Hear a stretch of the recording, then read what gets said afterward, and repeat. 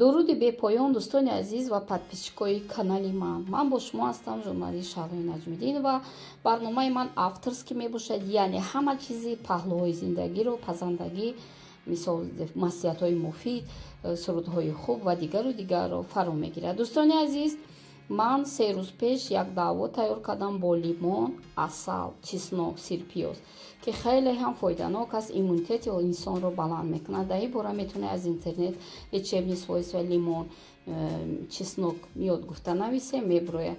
дӯстони азиз, ин 3 рӯз бояд дар торикӣ бестед. чӣ хел тайёр карданша аз аввал то ба охири ролик тамошо кунед.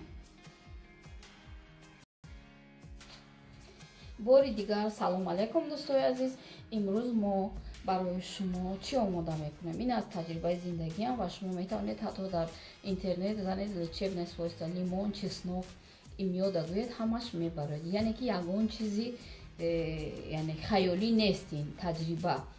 ва имрӯз мо барои шумо мекунем элексир барои иммунитет, барои зидди микроб, зидди микробое ки дар организми мо ҷамъ мешавад, хуни мо ғафз мешавад, мо тайёр мекунем, сар кардем. Барои мо чӣ лозим аст? Лимона метавонед 1 кило гиред, 2 кило. Ман лимоном бисёр буд. Чеснок 300 грамм, 200 грамм. Метавонед ки 300 грамм гиред, 200 грамм, фарқ надорад. Чеснок, баъд асал. Агар лимонотон бисёр боше 1,5 литр мера. Ай ман камака гирифтам. Инҷа мебинем 500 грамм асал мегиред. Нигоҳ кунед, асали тоза бошад дӯстои азиз. ин асали тоза ҳай. Сар кардем. Аввал чӣ кор мекунем? Аввал мо лимона, нигоҳ кунед, лимона мо майда мекунем, ба пучоқш аётон наврорем. Агар ки бепучоқ кунем фоида намекунад дӯстои азиз, ҳатман ба пучоқш, леки донаҳоша мегирем. барои ин мо чӣ кор мекунем? Мо ира ози донаҳоша мегирем дӯстои азиз. ҳар кас ҳар хел вай дора барои донаҳоша гирифта. Ман ин хеле мекунам, хеле осонтара. нигоҳ кунед ва ира ихел ва ира ина ихел мекунем. нигоҳ кунед, инам хел мекунем. донаша ҳатман бигирем, ҳатман ба пучоқ мекунем. ин доруе ки мо ҳозир тайёр, даъвое ки мо тайёр кардастем. барои чӣ доруа ма ҳозир ҳам дар описание менависем, ҳам ба забони тоҷикӣ, ҳам ба забони русӣ барои шумо.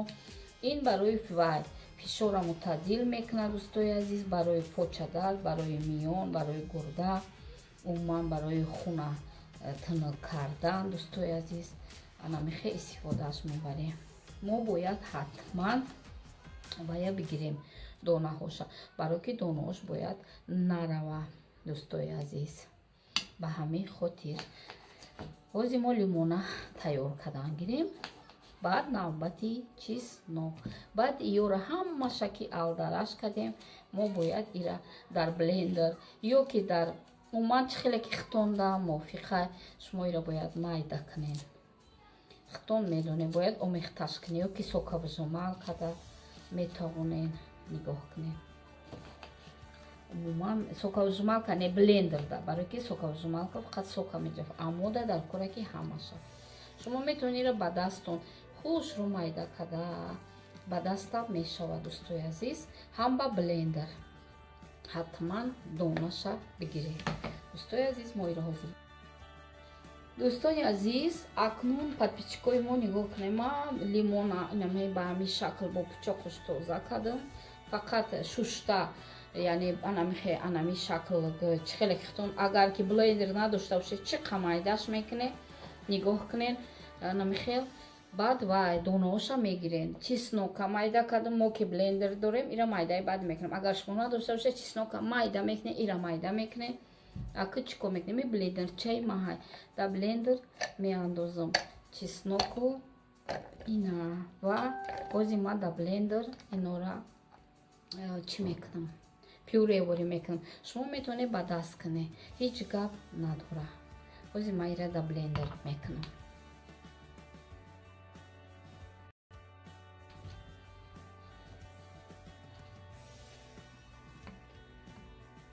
дӯстони муҳтарам, акун нигоҳ кунед, мо дар блендер пюре кардем. намихе мешавад. шумо метавонед ба даст кунед ва дар як зарфи алоҳида мегирем. ҳоли баъд ира банкада мегирем. 3 рӯз дар ҷои торик мемонем, тавре гуфтем. اینا میخشه. شما هم میتونید با دست اگر که بلندر نداشته باشه ایلاج نداره. حوزی ما موندگیش همش هم میکنم.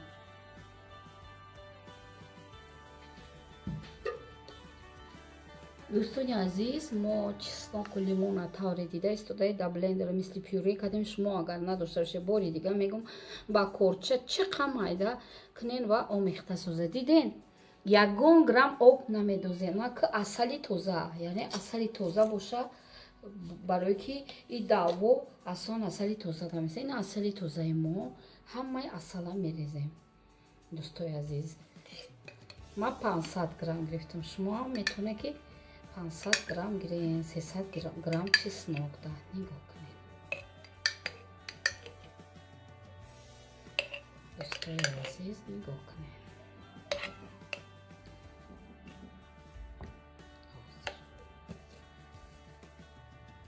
دوستای عزیز نگاه کنید. ما میکوبیم. این دورو را ما 3 روز پیش تیار کرده بودم و شما را نشان دادم. این 3 روز در تاریکی میستم. دوستان عزیز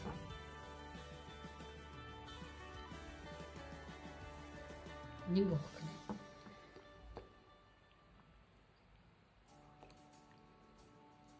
نگاه کنید. بعد 3 روز برای طبابت تیار می شود. این را ما 3 روز پیش تیار کردم. بعد سیومکا کردم و بعدی تیار شدنش را نشانتون میدم. نگاه کنید. دوستان عزیز ما در بانکا ما نمیره چیزی تیار کردگی ما 3 روز موندیم. در جای تاریک حتما میمونیم. بانکا می شیشه فرق نداره. جای تاریک ده تیار شد. انا که شما میتونه که را استعمال کنه. حوزی که روزه داریم شما میتونه که شب پیشای خوب و با افسری ده بخورید. خیلی اون دهانتون میشوه برای که بدونم که وقتی نماز نپریاد نیای طهارت کردن ده بوش میروه. دوستای عزیز برای اون که را استعمال سرد کنیم چی کار میکنه؟ 1 استکان آب ده، آبی جوشیدگی نه اونقدر خنک و نه اونقدر گرم ده. شما ایامی سرسوی که تیار کرده نگاه کنید. اگر گودکا باشه برای امونیتت 1 قاشقچه، اگر خطون باشه 3 قاشقچه را گیره اندازه و استعمال کنین. دوستای عزیز یعنی که نمیخوام میکوبه. نگاه کنین نمیخوام میکوبه. دوستای عزیز برای چی فایده داره من در اپیسانیا و در ویدیو می نویسم. این همیره دم میکشه. دوستای عزیز برای شما سلامتی میخوام در این لحظه که همه گرفتاری کسلی های گوناگون هستند. شما میتونید ایمونیتتون را با این واسطه بلند برداره. با ما باشید. سوالاتون باشه در کامنتاری نویسید و کسی که را استعمال کرد بعد از 30 روز 40 روز در ما بنویسند در کامنتاری. با ما باشید.